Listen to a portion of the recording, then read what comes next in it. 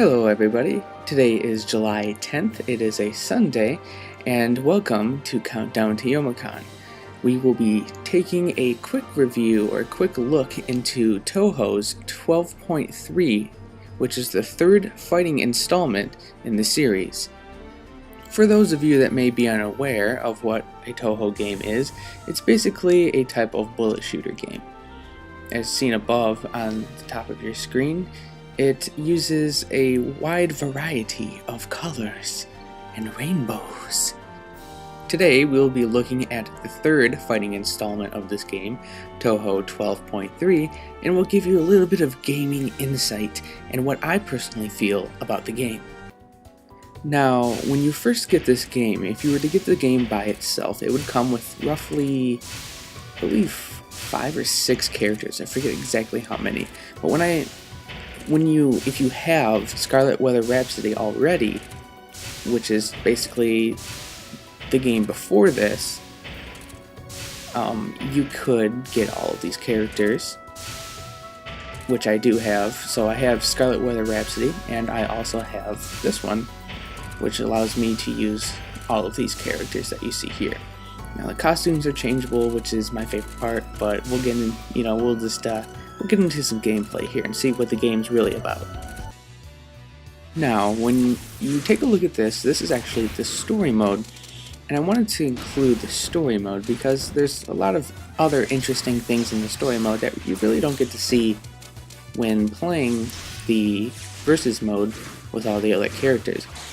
Now, originally, to play this, when you play the story mode, you only have roughly 3 characters, I think, that you can play.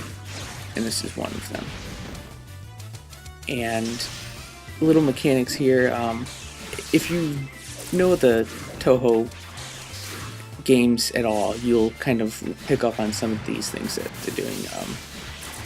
This game introduced new spell cards, and spell cards are basically your special attacks and more or less like that. Now, when you defeat your opponent, like here, they will come back up with full health and cast a spell barrier. Now this is specific to first player. In versus, you won't find this. Your opponent will then begin casting spells on you. The blue means they're more susceptible to damage, and the red means their spell barrier is taking the brunt of the damage. When you break a spell barrier, they will begin to cast a modified version of the spell card that they used. As you can see here, they're blue, and I'm not doing a very good job, but that's pretty much that about the first player. Now let's take a dab into versus, or multiplayer, I guess you could say. I am Youmacon, which is the blonde-haired one, shooting dazzling rainbow butterflies. Awesome. This game has a couple different things. As you saw there, it said sprinkle, which means it's like a weather effect. Each weather effect has a different type of, I guess, status ailment or buff that it kind of gives you, helps you or makes it harder for you to fight your opponent. A lot of the different attacks and combos use what you see down at the bottom, that blue, that was a spell card. Every time I do one of those magic type of attacks, I expend one of those blue bars, and they gain back over time. Kind of like magic, or awesome rainbow butterflies of awesomeness. As you can see, it's a lot of ranged, but you can also melee, and there are melee types. One thing that seemed to surprise me is that when I picked up this game, I noticed that each character seems to play differently.